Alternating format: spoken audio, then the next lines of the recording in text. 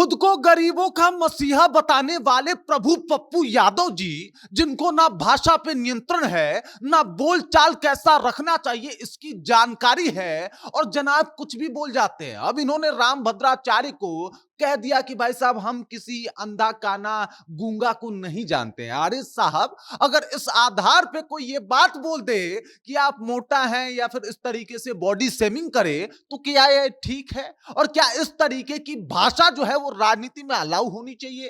राम भद्राचार्य का क्या कहना था, पप्पू यादव का बयान और बोल एक बार फिर से किस तरीके से बिगड़ा है, ये सब कुछ आपको विस्तार पूर्वक बताऊंगा। हालांकि पप्पू यादव ये पहली दफा इस तरीके की बातें नहीं बोले हैं, बल्कि उन्होंने कह दिया कि लोगों ने भगवान बनाया कुकुर मुत्ता की तरह। इन्होंने कह दिया कि राजपूत भूमिहार ब्राह्मण सवर्ण जो है, जिनके पास एकदम खूब ज्यादा जमीन है, उन्होंने अंग्रेजों के पास अपनी बहन बेटी भेजी थी। और अब देख लीजिए किस तरीके से राम भद्राचार्य के ऊपर इनका बयान आया है, जिसे सुनने के बाद लोग विचार कर रहे हैं कि पप्पू यादव जी, बोलने से पहले 3-4 बार तो सोच ही लेना चाहिए। और फिर मुझे उस कहावत के बारे में पता चलता है कि इंसान बोलना भले ही 2 सालों में सीख जाए, लेकिन क्या बोलना है यह सीखने में पूरी उम्र निकल जाती है। अब पूरी कहानी क्या है, सब कुछ आपको बताते हैं, विस्तार पूर्वक जानकारी देंगे, लेकिन उससे पहले मेरा परिचय जान लीजिए। मेरा नाम है रजत और आप जनता जंक्शन देख रहे हैं।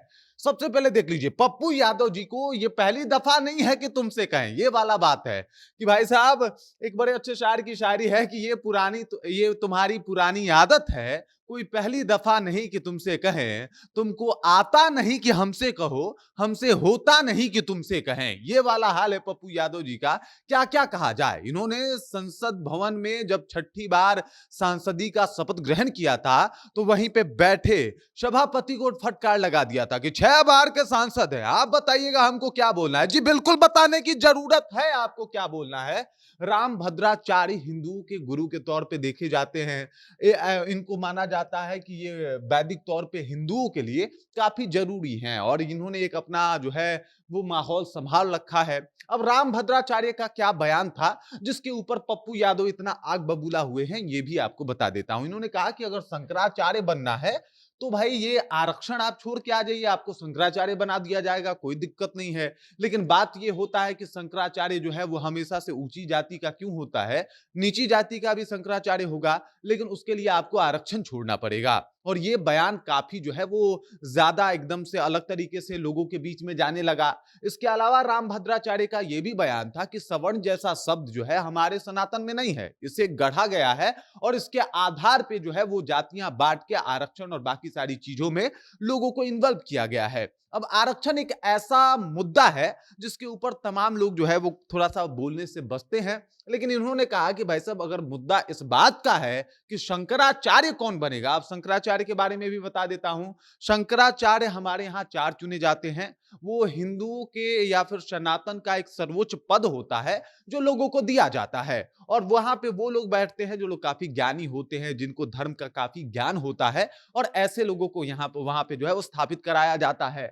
इसी को लेके इनके सामने जो है कई बार प्रश्न आए थे कि भाई शंकराचार्य कोई नीची जाति का क्यों नहीं बन सकता। इन्होंने कहा कि भाई आरक्षण के आधार पे सब कुछ बांट दिया जाता है, सवर्ण जो कि हमारे कहीं कोई सनातनी किताब में नहीं है, उसको जो है वो जबरदस्ती कुछ जातों पे मर दिया जाता है, और आरक्षण के नाम पर उनको कई सारी चीजों से वंचित किया जाता है। और अब जिस तरीके की बातें सामने आ रही है वो गलत है। शंकराचार्य अगर बनाने की मांग ही हो रही है तो पहले आरक्षण छोड़े, हम उनको शंकराचार्य बना देंगे। इस बयान के बाद जो बयान आया, मैंने कहा कि चलिए आपको आरक्षण के नाम पे राम भद्राचार्य का विरोध करना ही था।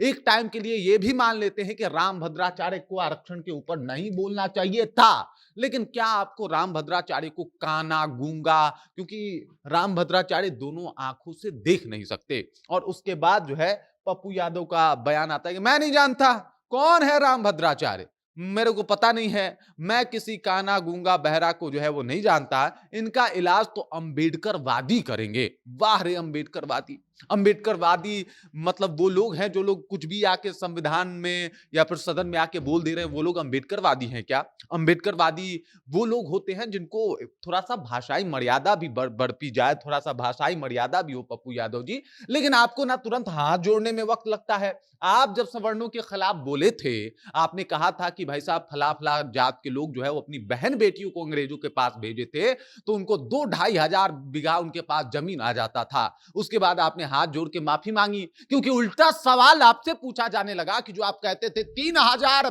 बीघा ज़मीन है, वो कहाँ से है और इस तरीके की बातें सामने आई थी। अभी आप रामभद्राचार्य पे बोल गए। इससे पहले आपने बोला कि कुकुरमुत्ता की तरह भगवान बना दिए गए हैं।